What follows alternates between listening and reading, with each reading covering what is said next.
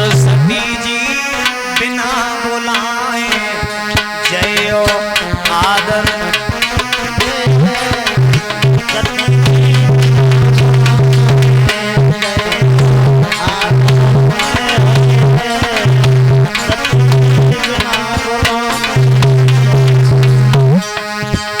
अगर तुम वहां जाओगी मां सम्मान नहीं होगा। सती वहां जाना तुम्हारा उचित नहीं है। जवाब दिया भोले बाबा हम जाऊंगी। भोले बाबा बोले सती पिता तुम्हारे ये दिल चावे पिता सबके मन को कर बुलवावे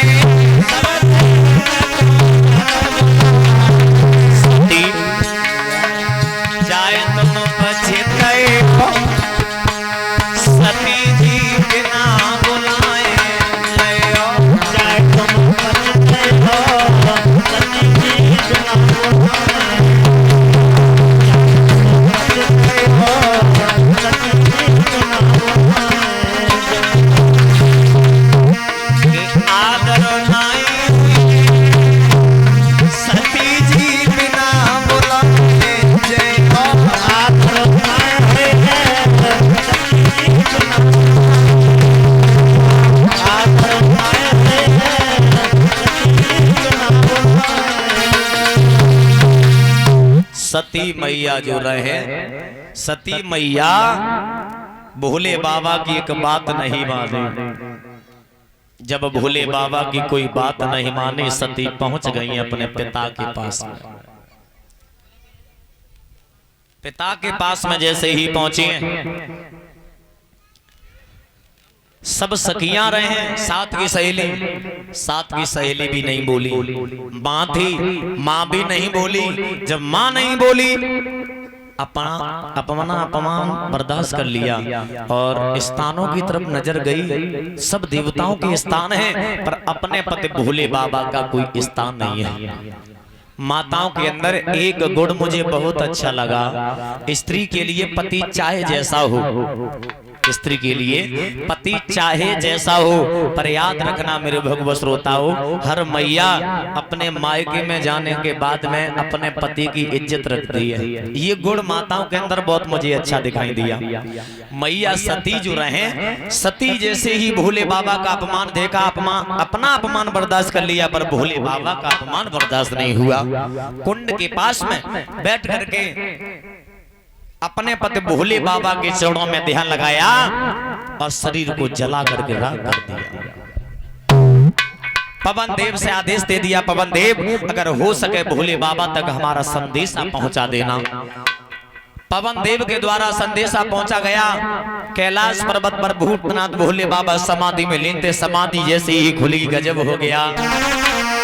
क्रोध में आकर के कि सोई एक जटा भोला ने और पर्वत पे दे मारी।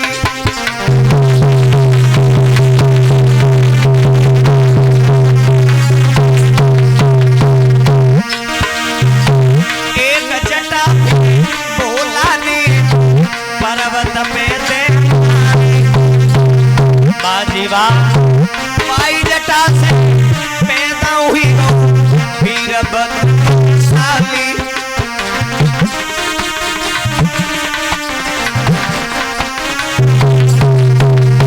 वीरभद्र नाम का राक्षस प्रकट हुआ।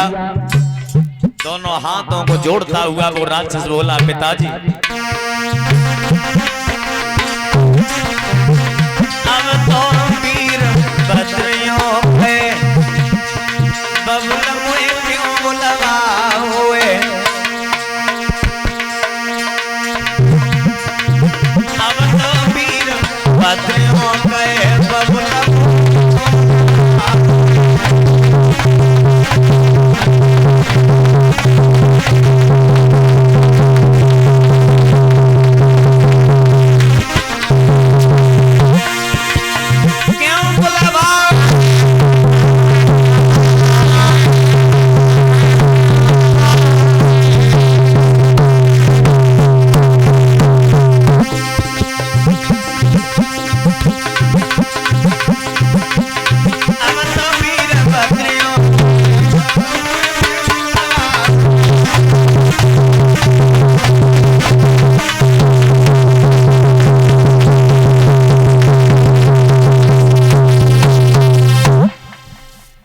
दोनों हाथों को जोड़ता हुआ वीरभद्र नाम का राक्षस बोला, पिताजी मुझे क्यों बुलाया, क्यों प्रकट किया?